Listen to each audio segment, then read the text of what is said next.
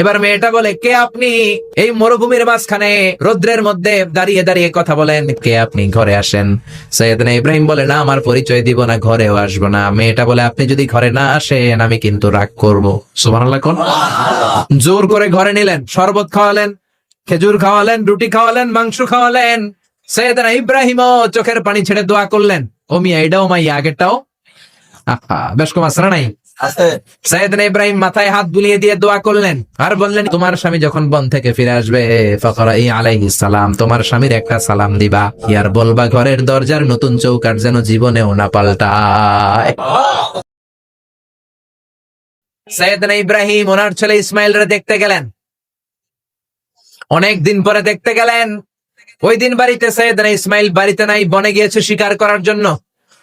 বাড়িতে সাইয়েদনা ইসমাইলের বিবি সাইয়েদনা ইব্রাহিম ঘরের দরজার বাইরে থেকে সালাম দিয়ে বললেন, আসসালামু আলাইকুম। ভেতর থেকে কর্কশ গলায় একটা মেয়ে সালামের উত্তর দিয়ে বলল, ওয়া আলাইকাস সালাম। গলার মধ্যে কোনো মায়া নাই, মহব্বত নাই। জিজ্ঞেস করলো সাইয়েদনা ইব্রাহিম, মা কেমন আছো? কাইফা হালুকি ইয়া উম্মি। মেয়েটা কয়, বেশি সুবিধার না। তোমাদের খাওয়া দাওয়া কেমন চলে? ভালো না। তোমার জামাই কই? বনে গেছে। এবার মেয়েটা বলতেছে, আমনে কেডা? সাইয়েদনা ইব্রাহিম বলে, আমি কে চিনবা না?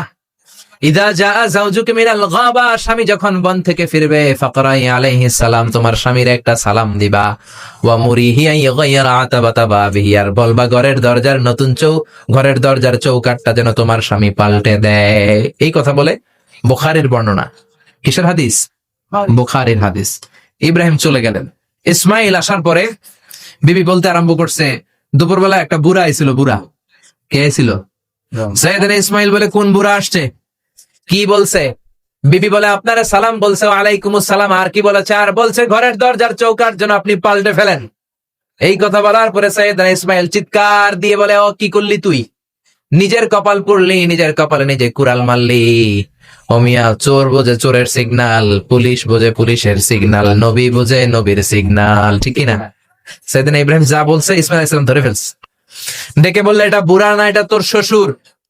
এইটা আমার বাবা ইব্রাহিম খলিল। আমার বাবা যা বলেছে, সিগন্যালটা তো গ্রিন সিগন্যাল না, এটা তো রেড সিগন্যাল, এটা তো বিপদ সংকেত। আমার বাবা যা বলেছে এর মানে হলো তোরে যেন আমি তালাক দেই। Get out, get out, I divorce you. তোরে তালাক দিয়ে দিলাম। বাবার খুশির জন্য তালাক দিয়ে দিস। আপনার আব্বাও যদি আপনার বউরে এমনি তালাক দিয়ে ফেলতে বলে, দিবেন নাকি? আবার দিয়া ফেলেন, দিয়েন না, মুসিবত। আপনার বাবাও বাবা, সাইয়েদনা ইসমাইলের বাবা, ইব্রাহিমও বাবা, ঠিক কিনা? সাইয়েদনা ইব্রাহিম মন গড়া কথা বলতেন না, আকাশ থেকে ওহী আসলে বলতেন। এই জন্য আপনার বাবা যদি বলে বউরে তালাক দিয়ে দিয়েন না, খবরদার।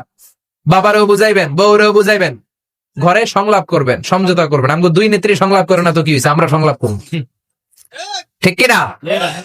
ঘরে ঘরে আমরা সংলাপ শুরু করব। মিলাই দিবেন, হ্যাঁ, বুঝাই দিবেন, বাবারও বুঝাবেন, বউরেও বুঝাবেন। তালাক দেওয়ার ইসলামী যে সিস্টেম, এটাকেও মেনটেন করলে পৃথিবীতে কোনো তালাকই থাকবে না। ডিভোর্স রেট একেবারে কমে যাবে। এখন ঘরে ঘরে তালাক, ঠিক কিনা? তালাক দেওয়ার সিস্টেম হচ্ছে পঞ্চম স্টেপে যে তালাক, পঞ্চম ধাপে। প্রথম ধাপ হচ্ছে ফাইদুহুন্না। বউয়ের সাথে ঝগড়া হইলে ফাইদুহুন্না, বউরে কক্সবাজার বেড়াইতে নিয়ে যাও, বসুন্ধরায় শপিং করে দিবা, নানির লইয়া ঘুরতে যাবেন, যমুনা ফিউচার পার্কে নানিরে বেনারসি শাড়ি কিনা দিবেন, কসমেটিক্স এর বক্স কিনা দিবেন। এই জন্য বললো ফাইদুহুন্না। বেপরদায় চললে ওয়াজ করবেন, নসিহত করবেন। এই জন্য বউয়ের সাথে যদি ঝগড়া হয় তালাক না, ইসলাম প্রথমে বলছে ফাইদুহুন্না, ওয়াজ করেন, বুঝান, ঘুরতে নিয়ে যান, শাড়ি কিনে দেন। এতেও যদি লাভ না হয়, ওয়াহজুরুহুন্না ফিল মাদাজি, বিছানা আলাদা করেন। বউ থাকবে এক ঘরে, আপনি থাকবেন আরেক ঘরে। হয়তো এই বিচ্ছেদের কারণে ভুল বুঝাবুঝি ভেঙে যাবে, স্ত্রী ফিরে আসবে, ঠিক কিনা? এতেও কাজ হয় না। তারপরে আল্লাহ বললেন ওয়াদ্রিবুহুন্না, এবার একটু শাসন করেন। ঘুরতে নিলেন, কাজ হয় না। শাড়ি কিনা দিলেন, কাজ হয় না। রোম আলাদা করলেন, এরপরেও কাজ হয় না। এরপর ওয়াদ্রিবুহুন্না, শাসন করেন। অনেকে এটার অর্থ করে বউরে পিটাও না, পিটানো না। বিশ্বনবী কোনোদিন বউয়ের গায়ে হাত দেয় নাই, ঠিক কিনা? এই ওয়াদ্রিবুহুন্নার শাব্দিক অর্থ হলো পিটাও, কিন্তু পারিভাষিক অর্থ হলো স্ত্রীকে একটু শাসন করো। মুফাসসিররা এই আয়াতের তাফসীর করতে যে হয়রান হয়ে গেছে। অনেকে বলছে ছোট্ট কাঠি দিয়ে পিটাও, আর বলে এই কথা শোনো না কেন? দুইটা বাচ্চা হয়ে গেছে, 3টা সন্তান হয়েছে, এখন সংসার ভাঙতে চাও কেন? অনেক মুফাসসির বলে মেসওয়াক দিয়ে বাড়ি মারো আস্তে আস্তে। অনেক মুফাসসির কয় কোল বালিশ দিয়ে পিটাও, যাতে হাত পা না ভাঙে, ঠিক কি না? ওয়াদ্রিবুহুন্না, শাসন করো। শাসনও যখন কাজ হয় না, তারপরে আল্লাহ বললেন ফাবাআসু হাকামাম মিন আহলিহি হাকামাম মিন আহলিহা, উভয় পক্ষের মুরব্বীরা বসবে, মিলায় দেওয়ার চেষ্টা করবে, এত কাজ হয় না, 4টা স্টেপ শেষ, 5ম স্টেপে তালাক। তাও রাগের ছোট যে আমরা বলে দিই 3 তালাক 22 তালাক, এভাবে না। তালাক 2 ধরনের, তালাক সুন্নি, তালাক আল বেদঈ। একটা সুন্নতি তালাক আর একটা বেদাতি তালাক। বেদাতি তালাক দেয়া যাবে না, সুন্নতি তালাক দিবেন। মানে প্রতি মাসে একটা। আপনার বউয়ের যখন মাসিক হয় না, যখন পিরিয়ড হয় না, আপনার বউ যখন সুস্থ আছে, ক্লিন আছে, তখন 1 তালাক। 1 মাসের মধ্যে ফিরে আনার সুযোগ আছে না নাই? 1 মাস পরে দিবেন 2য় তালাক। 2য় মাসেও ফিরে আনার সুযোগ আছে না নাই? ঘরে রাখবেন, হয়তো বিবিরে দেখে আপনার মনে ভালোবাসা জমবে, বিবির মন নরম হয়ে যাবে, বিবিকে ফিরে আনা যাবে। 3য় মাসে 3 তালাক যখন দিবেন, আর ফিরে আনার সুযোগ নাই। এটাকে বলে আত-তালাক আল বাইন আল বাইনুনা। এরপরে আর ফিরে আনার সুযোগ নাই। এই প্রসিডিউর গুলো যদি মেনটেন করেন, তালাক হবে? তালাক হওয়ার সুযোগ আছে? এজন্য এগুলো মেনটেন করে তালাক দিবেন, ডিভোর্স রেট কমে যাবে। ওমরে ফারুকের জামানায় এক লোক তার স্ত্রীকে 100 তালাক দিছে। কয় তালাক? এরকম ডাকাত বাংলাদেশও আছে না নাই? 100 তালাক দিছে। এখন ওয়াইফ যে ওমরে ফারুককে বিচার দিছে, ওমরে ফারুক বললো তোমার হাজবেন্ডকে ডেকে আনো। ডেকে আনা হলো, কিরে কয় তালাক দিছস? কয় 100 তালাক। দিবি 3 তালাক, 100 তালাক দিছস কেন? কয় মেজাজ গরম আছিল। ওমরে ফারুক বলে ঠিক আছে, বিচার হলো 3 তালাকে তোর বউ তালাক, বাকি 97 তালাক এখন তোর পিঠে পড়বে। সুবহানাল্লাহ পড়েন। এরকম যদি মাইট দেওয়া যেত জায়গা মতো, সব তালাক বন্ধ হয়ে যেত। চিল্লায় বলেন ঠিক কি না? এজন্য আপনার বাবা যদি বলে ও বাবা তোর বউরে তালাক দে, তালাক দিবেন না, বুঝাবেন। বাবারেও বুঝান, বউরেও বুঝান, বরকত দিবে কে? সাইয়েদনা ইব্রাহিম বললেন ঘরের দরজার চৌকাঠ পাল্টে ফেলো। মনে আছে ঘটনা? না ভুলে গেছেন বোধহয়। তালাক দিয়ে দিলেন বিবিকে। নতুন সংসার শুরু হলো, আরেকটা বংশীয় নেককার মেয়েকে বিয়ে করলেন। 3 বছর পর সাইয়েদনা ইব্রাহিম আবার বেড়াতে আসলেন। আজকেও সাইয়েদনা ইসমাইল বাসায় নাই। সাইয়েদনা ইব্রাহিম সালাম দিলেন, আসসালামু আলাইক। এবার জাদুমাখা কণ্ঠে, কুকিল কণ্ঠে, মোলায়েম কণ্ঠের একটা মেয়ে ঘরের ভেতর থেকে বলে ওয়ালাইকুমুস সালাম। ওয়ালাইকুমুস সালাম। সাইয়েদনা ইব্রাহিম বললেন কাইফা হালুকি ইয়া উম্মি, মা কেমন আছো বলো বলো। মেয়েটা বলে আলহামদুলিল্লাহি আলা কুল্লি হাল, সব অবস্থায় আলহামদুলিল্লাহ। সুবহানাল্লাহ পড়েন। সংসার কেমন চলে? কয় খুব ভালো। খাওয়া দাওয়ার অবস্থা কি? কয় আরো ভালো। এবার মেয়েটা বলে কে আপনি? এই মরুভূমির মাঝখানে রৌদ্রের মধ্যে দাঁড়িয়ে দাঁড়িয়ে কথা বলেন, কেউ তো কোনোদিন আমাদের খোঁজ নিতে আসে না, কে আপনি? ঘরে আসেন।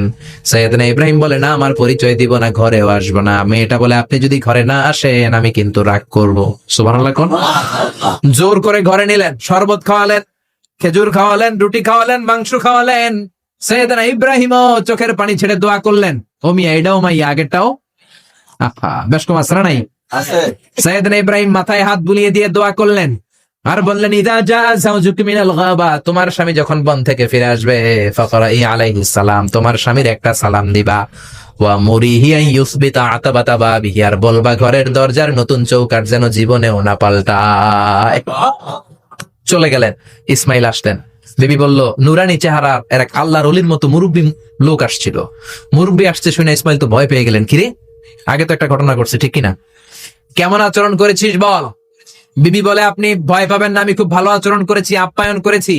তিনিও খুশি হয়ে আমার মাথায় হাত বুলিয়ে দোয়া করে দিয়েছেন আর বলেছেন ঘরের দরজার নতুন চৌকাঠ যেন জীবনেও আপনি না পাল্টান। সুবহানাল্লাহ।